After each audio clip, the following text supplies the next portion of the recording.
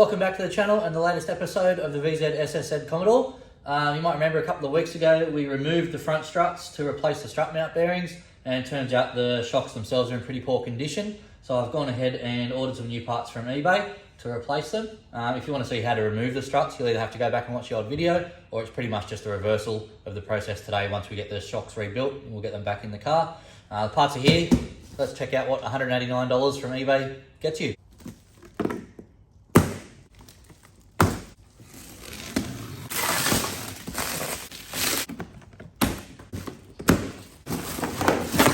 Alright, let's open the box and see what's included.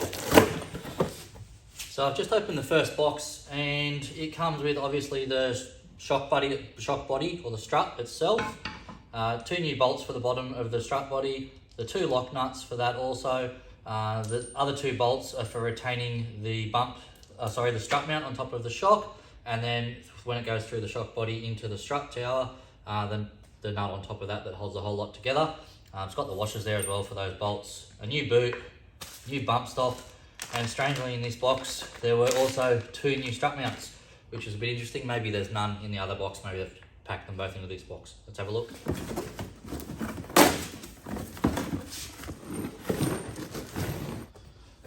So as expected, the second box only had the strut body itself, the boot for the shock, the bump stop, and a set of fasteners as well. Both strut mounts were in the first box.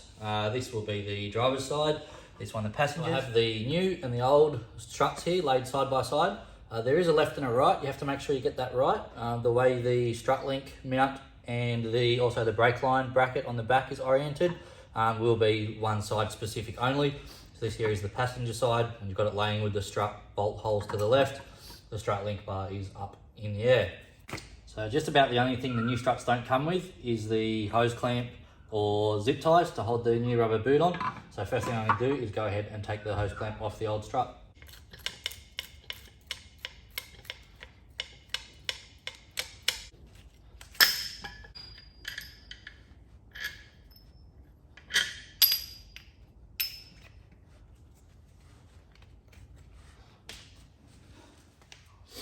Okay, so the first thing we need to do when rebuilding this new strut is remove this retaining clip from the body of the strut itself to allow the shock absorber to come out of the strut. There'll probably be a bit of pressure on this retaining clip. Not too bad. As you can see, the shock absorber will then extend from the strut. So our next step is to go ahead and fit the boot to the new strut using the clamp from the old one. Good idea to fit that first. You have to try and slide it over the whole rubber boot.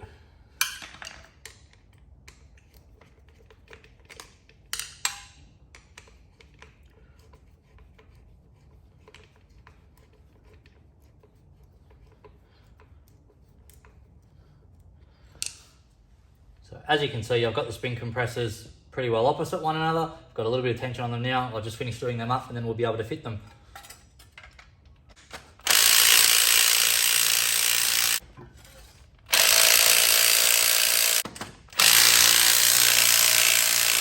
So with the springs thoroughly compressed, we can now go ahead and slide them over the shock onto the new strut body. Make sure when you do this that you turn the spring so that the end of the spring seats in this little stopper section here. It'll have the spring in the right section. You simply just turn that till it's right. It's much the same then for the top. You'll need to grab your top spring plate and turn it until this little recess in the rubber mount there lines up with your top coil. So slip that down over the top of your shock, position it over your spring, fit that, and just turn to adjust. Once you've got your top spring plate on, you can then go ahead and fit your bump stop with the big dome washer, goes on top. Just simply slip that down over the shock, make sure that it drops down through the top of the spring plate and all the way down to where it needs to seat. Stick your dome washer back on top, and then grab your strut mount and sit it in there as well.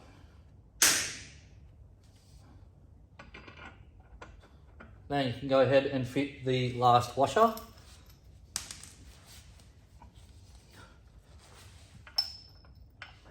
And the nut on top. I don't quite have enough thread poking out the top of the strut mount, so what I might need to do is go ahead and tighten these spring compressors up a little bit more, refit the washer, and then I'm going to use the new nut that came with the kit as well. So with the washer on and the nut started, I can now go and rattle that down. And now we've got the top nut rattled down, you can go ahead and remove the spring compressors. Remembering to go evenly from side to side.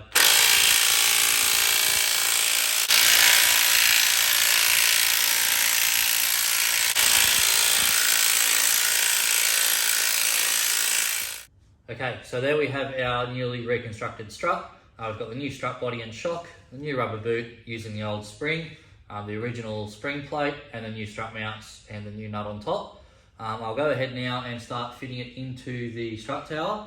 Probably the easiest way to do it is probably going to be to try and get this bolt up through the strut tower and get a nut on from the top just to hold some of the weight while we position the bottom half in and line up the two bottom bolts on the strut.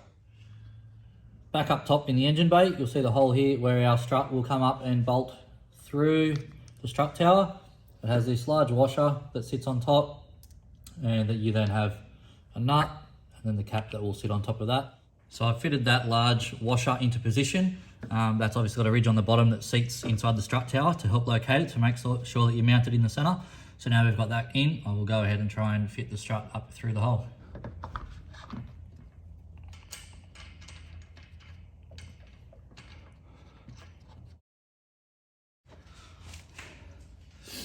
Okay, so that's the strut mounted. I've only put a couple of turns on that nut just to hold some weight.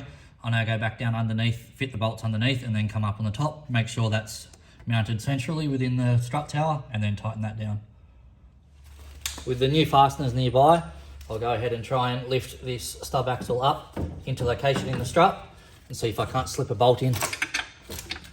Okay, as you can see, I've gotten the first bolt through the strut, through the stub axle. To make life a little bit easier, I placed the trolley jack under the bottom of the control arm and jacked it up just to hold the weight of the stub axle while I was able to manipulate the strut to line the bolt holes up. So I'll go ahead, put the bottom bolt in, and then we'll do the two brake lines and the link pin behind the strut. So we're just about finished under here. As you can see, I've fitted the two new bolts to the bottom of the strut tower, the stub axle, used the two new fasteners, washers on the nut side. I have also fitted up the strut link. So the strut link bar is back bolted into position. All that leaves left to do now is the two brake lines. So firstly this one, and as stated in the removal video, you do have to turn that, and there's a slot inside that you have to have oriented the correct way. You have to turn it until it lines up to slot in, which is very difficult to do on camera with one hand. Now the front one, the ABS line, that's just a matter of pushing the rubber grommet. You can see the slot there in the front of the bracket. That's simply just a push fit. Get it lined up with the bracket and push it in. So that's that one sent home. It's just a matter of turning this back one so that the slot on the inside there lines up with the slot in the back of the bracket. So I'll go ahead and do that now off camera. So there is the brake line mounted within the bracket. So it's a brake line in the back, ABS line in the front done, the sway bar link pin at the back, as you can see is done up there, and the two new fasteners between the bottom of the strut body and the stub axle. So they're all done up. Moving up into the engine bay, I've also got the top bolt through, that's been done up tight. What I'll do now is go ahead and do the other side, and then once I've got the wheels back on the car and lower it down so it's on its own, all the weight's on the suspension again, I'll go ahead and nip up the bolts up the top.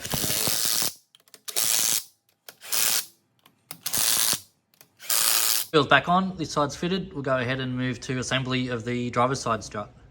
So this side is just a mirror copy of the other. So first of all, you need to start with your new strut, install your new boot, refit your clamp, compress and install springs, ensuring that the bottom coil sits in the right spot on the spring plate at the bottom. Install your top spring plate, again making sure that the spring's correctly located in the spring plate.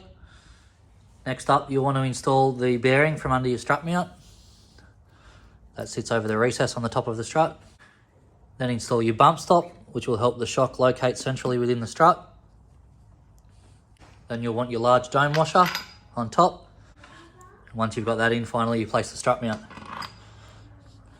You'll then want to place the washer and fit your new nut. With that nut tightened down, I've gone ahead and removed the spring compressors. Now you can throw this strut back in the other side. Just like we did on the other side, we'll start by getting this strut up in the tower and getting the top nut on just to take some weight. Next up, we have to manipulate this stub axle into the strut body to be able to get the bolts in. Again, just like I did on the other side, I've used the jack to hold some of the weight, make it a little bit easier to get a bolt in the hole without having to hold all the weight yourself.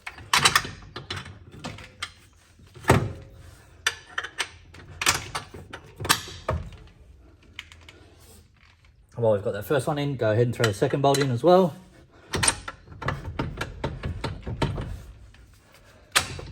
And then we'll throw the nuts on the other side.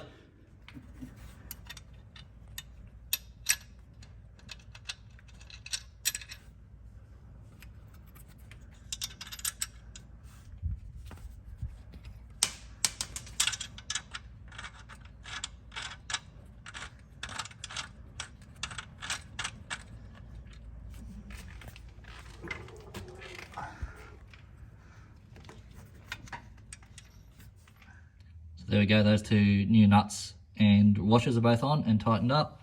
So that's our two new bolts fitted.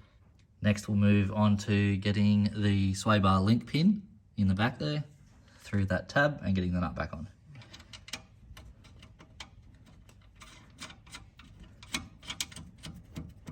So there's the sway bar link pin in, and now we'll just move on to these two brake lines. Apologies again, I had to do that one off camera as I needed two hands to twist the line to get it back in. This one here, just the ABS line, it simply pushes in. It's quite easy. Okay, that's it, done. So just double check like the other side. Two bolts are both on, washers and nuts. We've got our two brake lines back in. We've got our sway bar link pin mounted in there as well. Now we can move back up into the engine bay and tighten down the top nut. Before I tighten this nut down, I'm going to replace it with a new one. And then we can tighten that up. Throw the cap back on, get the wheel on it and get it back on the ground.